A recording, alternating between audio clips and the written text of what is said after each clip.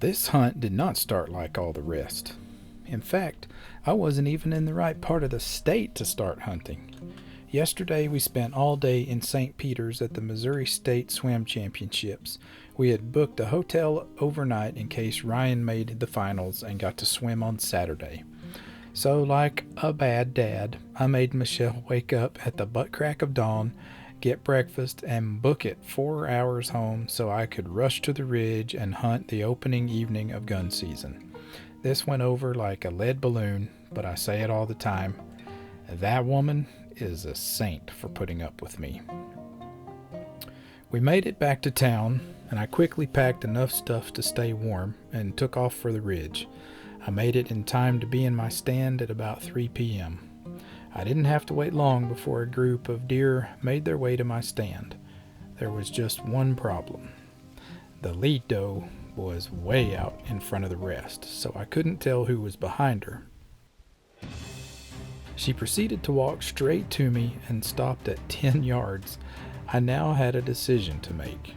Wait it out or shoot. I chose to wait, but then she sensed something was wrong. Now the choice became shoot and have meat for the freezer, or get busted and have no meat at all. I chose the former. Little did I know, but there was a doe behind her and a huge buck coming up in caboose. Neither really spooked all that much, but moved on a little further to the west.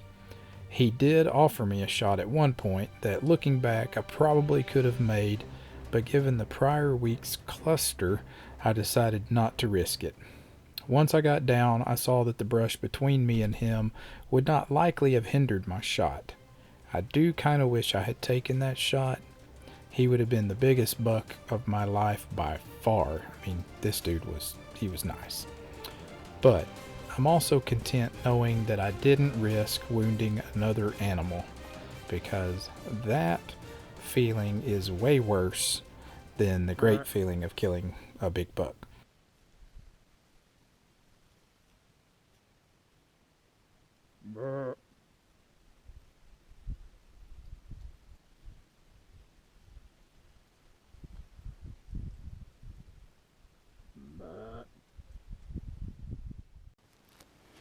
Well, it's almost sunset, and she's over there kind of thrashing around in the brush.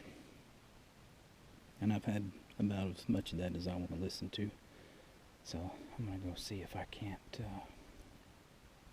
humanely dispatch her and get to work. So we got meat for the freezer. Hope this doesn't turn out to be another fiasco. I'm tired of fiascos.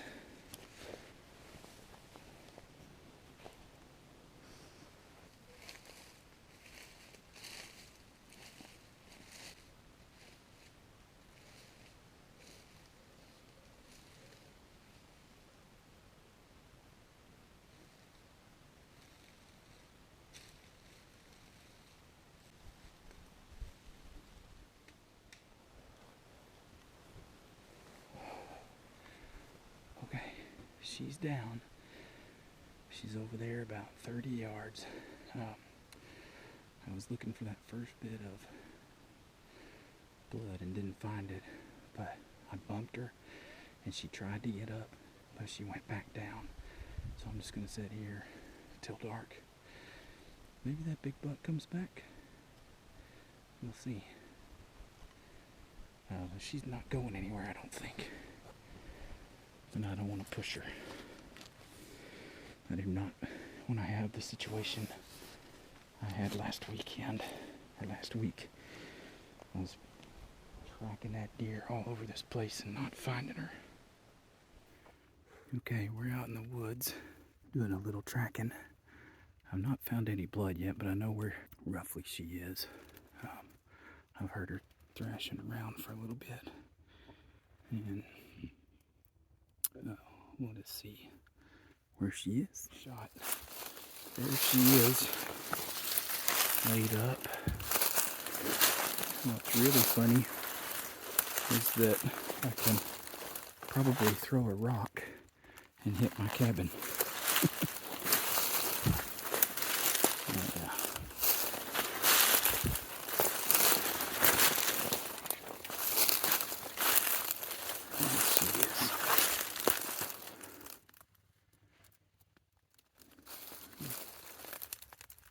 A little further back than I wanted it to be.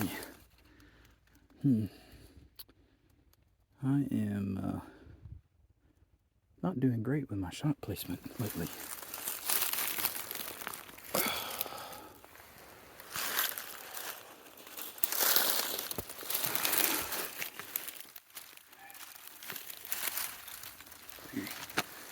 Very nice doe.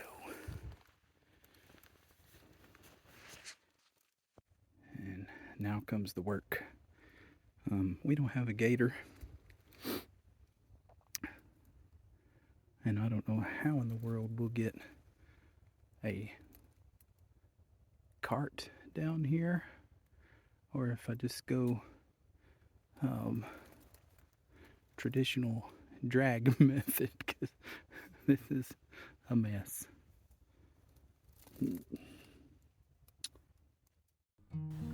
At the end of the day, Gregory and I got her loaded into a cart and slogged our way through the woods in some very nasty stuff, and finally got her to the cabin. After she tested negative for CWD, the processing began, and we've been eating like kings and queens ever since. I